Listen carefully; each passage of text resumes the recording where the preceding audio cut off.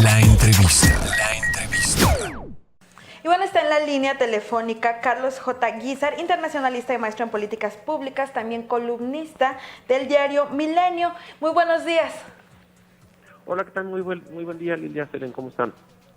Hola, muy buenos días. Gracias por estos minutos. Nos llamaba la atención una columna que se publicó donde, bueno, hace referencia a que tener un buen servicio en las aerolíneas no debe de ser cosa de buena suerte.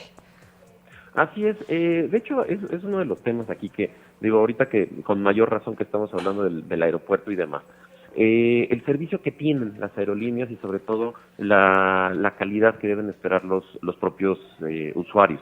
Y bueno, aquí uno de los temas importantes, ¿no? 1 de cada 4 vuelos en nuestro país se retrasó en 2017.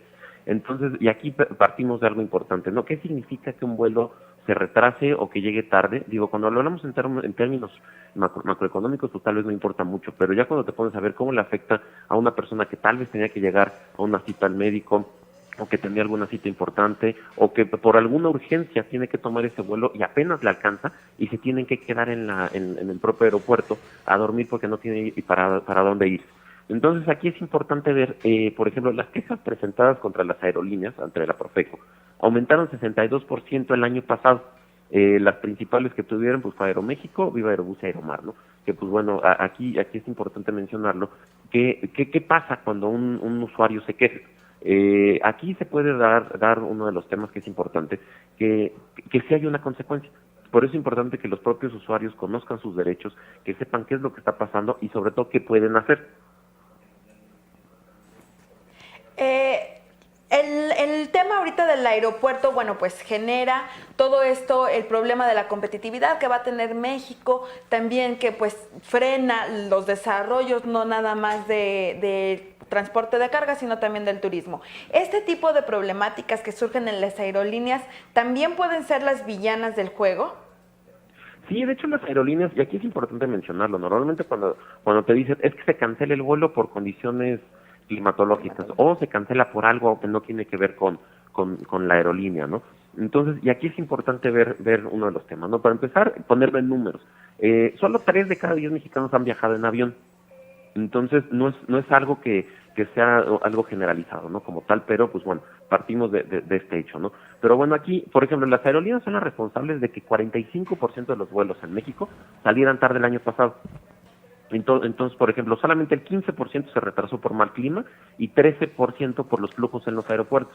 Entonces, normalmente las aerolíneas le echan la culpa al aeropuerto o al mal clima para decir que salen tarde o que no salieron. Entonces, y aquí, ¿por qué es importante esto? Porque es precisamente los derechos del pasajero que cuando la aerolínea sale tarde o lo cancela por culpa de la misma, se le tiene que dar una retribución al pasajero.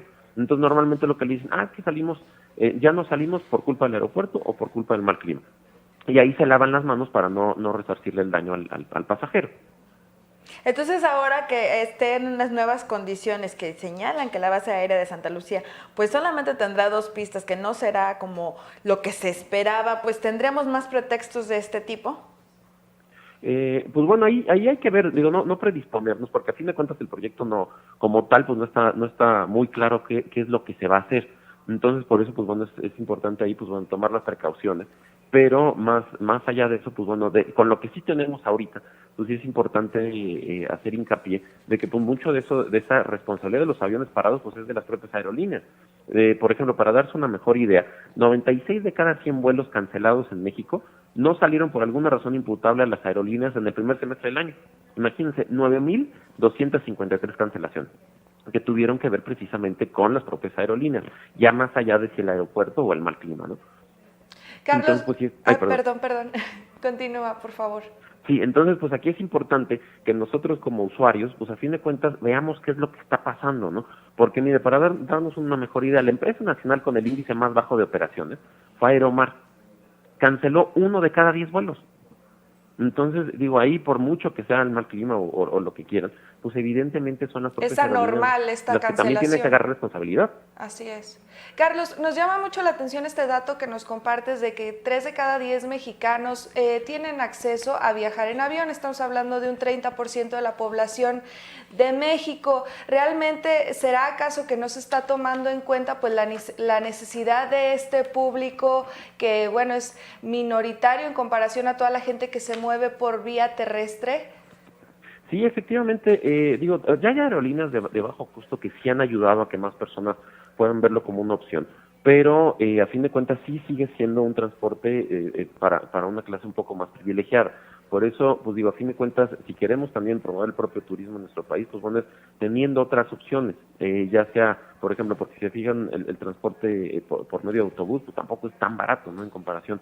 Entonces, pues sí es importante que vayamos teniendo otras opciones y que el avión, pues sí, comience a ser un medio de transporte mucho más accesible para la población. Ya por último, preguntarte tu opinión, pues con respecto de lo que pasó ayer en los mercados, la caída del peso y bueno, pues esta fortaleza del dólar en consecuencia. Sí, digo, a fin de cuentas, digo, el peso, yo sé que hay que tenerlo muy en cuenta. Digo, sí es una realidad que hemos tenido un peso bastante débil y no solamente en el último mes y con lo de ayer, sino que a fin de cuentas, pues sí refleja que nuestra moneda está débil, que no es la primera vez que de la nada con alguno de los temas, o más bien no de la nada, con algún aspecto específico, nuestra moneda se deprecia frente al dólar. De hecho se ha depreciado muchísimo. Entonces, pues bueno, aquí es importante ver que el gobierno sí necesita darle certidumbre a los mercados, sí necesita darle certidumbre a los inversionistas, pero también en este sentido, pues bueno, tenemos que ser muy responsables como país de qué va a pasar con todas esas inversiones, porque a fin de cuentas pues sí les genera un poco de temor. Pero bueno, naturalmente como se van dando los cambios, pues bueno, ven que sucede y de ahí los propios mercados se vuelven a acomodar. Entonces, pues bueno, de ahí yo creo que es muy importante también ser responsables y no alarmar a la gente de que ya la moneda está teniendo una depreciación mucho más marcada, porque a fin de cuentas es dentro del mismo rango que ha tenido. Ya había llegado en otra ocasión a 20 pesos durante este sexenio, y pues bueno, sí es importante que la gente no se empiece a alarmar, porque si no, esa misma incertidumbre también se le pasa al ciudadano, y es ahí cuando pues tenemos también más riesgo de que la moneda se empiece a depreciar más. Como mexicanos de a pie debemos de estar tranquilos, no hacer nada, no empezar con esta compra de dólares que ya se ha visto en el pasado. Sí, así es, porque a fin de cuentas nosotros también somos los que vamos generando esa alarma, y sí es una realidad. Digo, el peso sí se ha depreciado, porque para darnos una idea, pues de un billete de 500 pesos, hace poquito que estábamos hablando del cambio del billete, de cuando salió hace unos años a la fecha, el billete solamente vale 135 pesos. Entonces, pues bueno, sí nos habla de que a fin de cuentas la moneda mexicana se ha depreciado y que nuestro peso pues necesita fortalecerse, y es precisamente también generando certidumbre en cómo se va a fortalecer. ¿Es recomendable entonces tener pesos y dólares en estos momentos? Pues mira, el problema es que cuando nosotros empezamos a comprar y a comprar y comprar dólares es precisamente cuando se empiezan a generar esos cambios, y que vienen también de la incertidumbre del ciudadano. Por eso lo mejor que podemos hacer es también estar tranquilos y no empezarnos a alarmar, porque eso es lo que genera inestabilidad en los mercados también, y en especial a nuestra moneda, más bien de esa compra masiva de dólares cuando la gente se empieza a preocupar. Por eso lo que sí recomiendo es ser responsables de qué es lo que está pasando, y tampoco generar una alarma generalizada que preocupe tanto a los mercados como lo mismo a los ciudadanos que empiecen a comprar de manera masiva dólares. Pues muchas gracias por estos comentarios y por supuesto hacer caso de tus reflexiones. Perfecto, muchísimas gracias, les mando un abrazo y saludos al auditorio.